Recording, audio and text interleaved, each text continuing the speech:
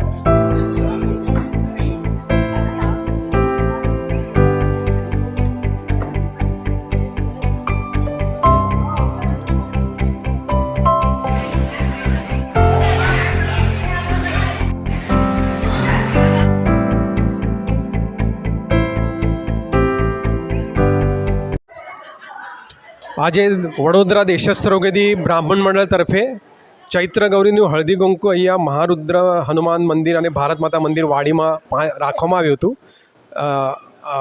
મહિલાઓ માટે, અને બહુ સરસ રીતે આ કાર્યક્રમ અહીંયા પાર પડ્યો છે।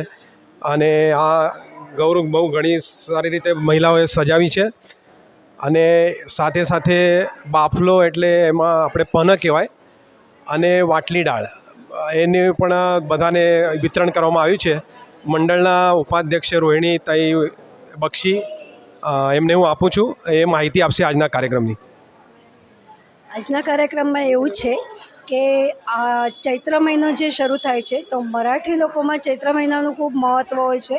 આમ તો બધામાં જ હોય છે, પણ ચૈત્ર નવરાત્ર અને આખો ચૈત્ર મહિનો જે હોય છે એ દરેક બહેનના મરાઠી જે બહેન હોય છે એમના ઘરે હળદર કુમકુમ માટે બધાને બોલાવવામાં આવે છે। એવી જ રીતે અમે આજે દેશસ્થ રૂકદેવી બ્રાહ્મણ મંડળ તરફથી હળદર કુમકુમનો પ્રોગ્રામ રાખ્યો છે। બધી જ બહેનોને અમે બોલાવ્યા છે। બહેનોને હળદર કંકુ ગજરો એમને જે ચણા છે આપીએ છીએ, અને તેમજ એમને પ્રસાદ રૂપે અમે એક વાટની દાળ કહીએ છીએ એ અને બાફલો એ અમે બનાવેલું છે, એટલે એ પ્રસાદ તરીકે અમે એમને આપીએ છીએ। એટલે આ હળદર કંકુમનું ખૂબ મહત્ત્વ છે અમારામાં। એટલે આ હળદર કંકુ આ અહીંયા માં અન્નપૂર્ણા જે હોય એમને અમે ચૈત્ર મહિનામાં પૂજીએ છીએ પૂર્ણ મહિનો। નમસ્કાર। હા, આ દેશસ્થ રૂકદેવી બ્રાહ્મણ મંડળ 40 વર્ષથી આ પ્રોગ્રામ કરી રહ્યું છે। મારું નામ રોહિણીબેન બક્ષી।